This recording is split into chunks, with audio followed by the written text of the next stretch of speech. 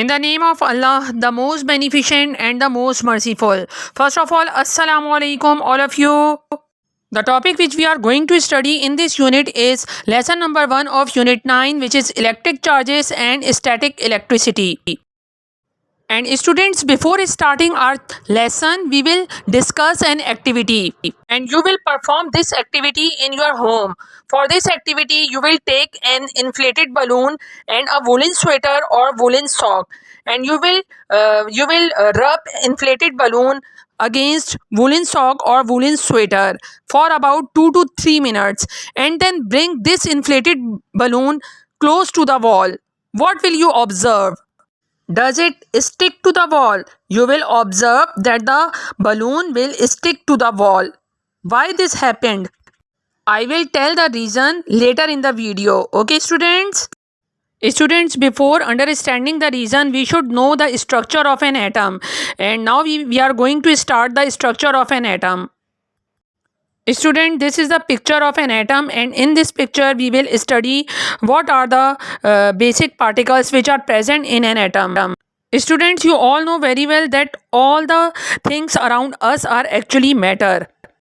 And matter is anything which occupies space and has mass, or you can say that anything which has mass and volume is called matter. So the rubber balloon is also made up of atoms, because rubber balloon is also a matter.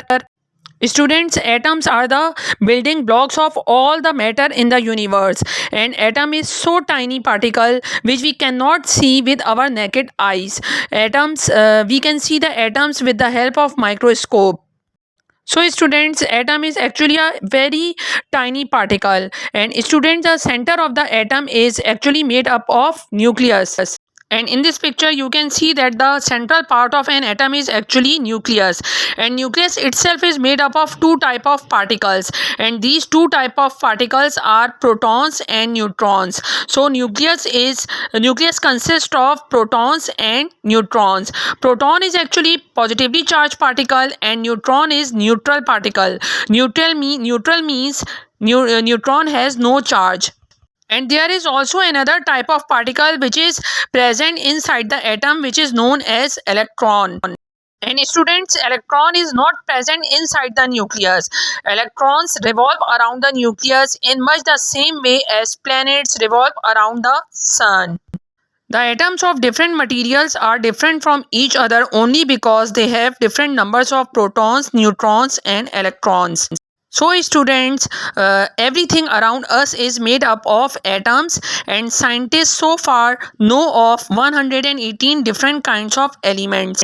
Normally, the number of protons in an atom equals the number of electrons. For example, if an atom has 6 protons, so this atom also has 6 electrons. So number of proton is equal to number of electrons. And an atom itself is neutral. It means atom itself has no charge. And my dear students, the protons and neutrons in the nucleus are held together very tightly, and normally the nucleus does not change, but some of the outer electrons are held very loosely, and these electrons can move or transfer from one atom to another. So which particle in an atom are able to move and leave the atom? So students, electrons are able to move and leave the atom. Students, in this picture you can see 3 types of particles: protons, electrons, and neutrons. And students, proton, neutrons, and electrons have their own properties, and one of these properties is called an electric charge. So electrons have negative charge, protons have positive charge, and neutrons have no charge. Neutrons are neutral. So students, all the things are made up of charges. So the weight of the atom is because of protons and neutrons, because these are larger in size, and electron is the lightest particle as compared to the proton and neutron. In this picture you can see that the like charges repel each other, and unlike charges attract each other. So two electrons will stay away from each other, and similarly two protons will also stay as far apart as possible. Students, now we have learned the structure of an atom, and now I will tell you the reason of that activity which I told you in the beginning of my lesson. So students, why the rubber balloon stick to the wall after you had rubbed it with a woolen cloth? And the reason is that this happens due to the static electricity. Friends, we will study about static electricity in the next video, but here I want to tell you that static electricity is an electric phenomenon in which charged particles are transferred from one body to another. So when we rub the balloon with sweater, transfer of charges occurs and static electricity is produced. Electrons are transferred from the sweater to the balloon, and when the sweater gives electron to the balloon, then the sweater becomes positively charged, and balloon after gaining electrons becomes negatively charged.